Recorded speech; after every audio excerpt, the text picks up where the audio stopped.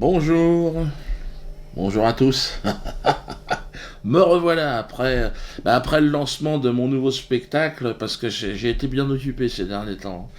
Ben, le mur, c'est mon spectacle que je donne en ce moment au Théâtre de la Mandore.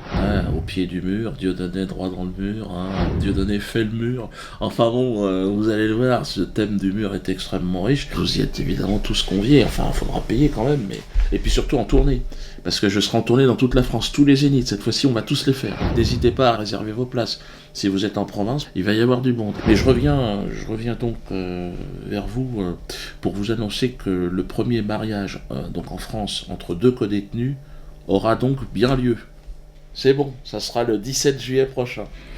Les jeunes époux, les mariés, se diront oui pour la vie, devant leurs deux témoins. Alors qui sont leurs deux témoins? Bien moi-même, vous le savez, je vous l'ai annoncé le mois dernier. Et le deuxième témoin, ce sera Monsieur Ilich Ramirez Sanchez, alias le commandant Carlos. Oui. C'est un nouveau scoop. Donc Pierre Berger, évidemment, Christiane Taubira, François Hollande, les grands architectes de cette loi seront conviés. Alors certains pourront venir, d'autres pas. L'emploi du temps, évidemment, est extrêmement chargé pour ces personnes. Ils sont conviés à venir fêter avec nous cet instant historique. Je crois que c'est historique, honnêtement, et surtout hautement symbolique, vous imaginez bien. Quel chemin parcouru, d'ailleurs, par la famille française en un siècle d'histoire. Souvenez-vous, il y a un siècle, regardez cette famille française dans les campagnes. Et regardez maintenant. Le mariage de Germain et d'Alfredo représente à la fois le progrès, la fierté de toute une nation et la grandeur de la civilisation. Car quoi de plus beau qu'une société qui permet la réinsertion par l'amour? Et là je pose la question à ceux qui étaient les plus récalcitrants sur cette loi. Réfléchissez. Merci au maire de Poissy, Frédéric Bernard, sans qui rien n'aurait été possible, un homme courageux qui, malgré la pression de la rue, a accepté de devenir le premier maire de France, pas si vous imaginez, à unir deux détenus de longue peine. Et il nous démontre, si besoin en était, qu'il existe encore dans cette sphère politique tant décriée, on l'a vu avec Cahuzac, les Guéants, enfin tous ces scandales, qu'il existe des hommes de grande morale. Et vous en faites partie. Merci.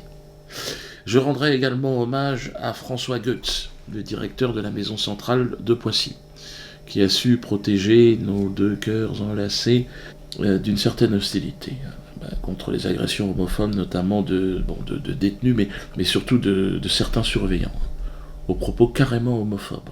Yon, c'est qui fait la femme? Yon, ton cul, je sais pas quoi, non. Mais je sais qu'une procédure est en cours contre l'un des surveillants d'ailleurs. Enfin bon, ça c'est une affaire interne. Merci au directeur de toute sa vigilance.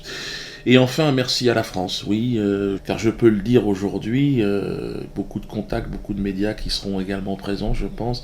Le mariage de Germain et d'Alfredo illustre toute la grandeur d'un pays.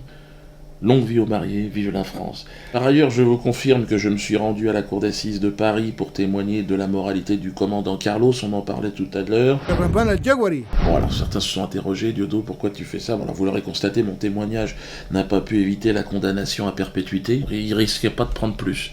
Donc c'est pour ça que je me suis permis de témoigner. Mais nous reviendrons très prochainement sur ce procès complètement étonnant, avec le témoignage notamment de Pierre Panet, qui l'a suivi au quotidien et qui va nous en dire quelque chose. Il y a eu l'affaire Méric aussi, évidemment, interpellée par la vague d'indignation médiatico-politique sans précédent. Quand on est identifié militant antifasciste, quand on est une femme voilée, quand on est un immigré, quand on est un homosexuel, on peut maintenant ouvertement se faire agresser dans la rue. Donc voilà, on est venu d'abord pour faire en sorte qu'il y ait ce sursaut antifasciste, antiraciste et qu'il y ait un mouvement qui se construise. Nous avons mené une enquête, moi et la rédaction des Quenelles. On s'est réunis, on a dit bon, c'est pas possible, on peut pas laisser les choses comme ça. Nous avons rencontré pour vous un cadre de la haine. Vous savez que j'ai toujours de la réticence à aller aussi près, me rapprocher aussi près de la haine. Et là, il s'agit directement du petit-fils d'Hitler. Alors on ne sait pas si c'est par alliance ou si c'est... Mais il semblerait, c'est un rapport direct. Il s'appelle Serge Ayoub. Donc son mouvement a été dissous, mais il nous a rencontrés. On a un reportage qui arrive. Hein. Moi-même, j'avais beaucoup d'appréhension. J'en ai appris pas mal. Je sais pas à qui on portera le plus préjudice, si c'est lui ou si c'est nous, mais bon, en tout cas, ça a été intéressant, hein, parce que bon, ce sont a priori l'extrémisme, la haine. On avait peur qu'ils nous tuent, parce que moi, personnellement, je suis noir, donc donc là, je suis vivant, donc vous verrez le résultat. Parallèlement à cela, nous demandons la dissolution de la LICRA. Je crois qu'il est temps maintenant d'en finir avec cette officine de la haine, et la vraie, celle-là, dirigée par le très belliqueux Alain Jakubowicz. Hein, il excusera que si j'écorche son nom, enfin, bon, de toute façon on s'en fout. Alain Jakubowicz, c'est celui qui avait menacé mes enfants. On sait où ils habitent, on va bien rigoler. Bon, on va rigoler, Alain, on va rigoler. Rigole, Alain. Hein. N'hésitez pas à vous rendre à l'adresse indiquée, hein, et à bien simplement signer cette pétition pour que la France redevienne libre, libérée de cette tumeur cancéreuse qu'est la LICRA. Alors merci pour tous les dons, parce que je termine là-dessus. Vous savez que là on a commencé le remboursement des dons prêtés pour que je puisse rester chez moi. Hein, on a quasiment remboursé tout le monde, mais les enveloppes, on a besoin d'enveloppes, parce qu'on peut pas, vous êtes plus de 2000, hein, donc on vous avait dit, donnez-nous une enveloppe, et on vous renvoie voilà. Donc si vous ne l'avez pas fait, comment je fais ? Eh ben voilà, si c'est pour dire n'importe quoi, fermez-la. Moi, il me reste plus qu'une chose, c'est d'aller faire mon spectacle, parce que pour vous rembourser, il va falloir que je bosse.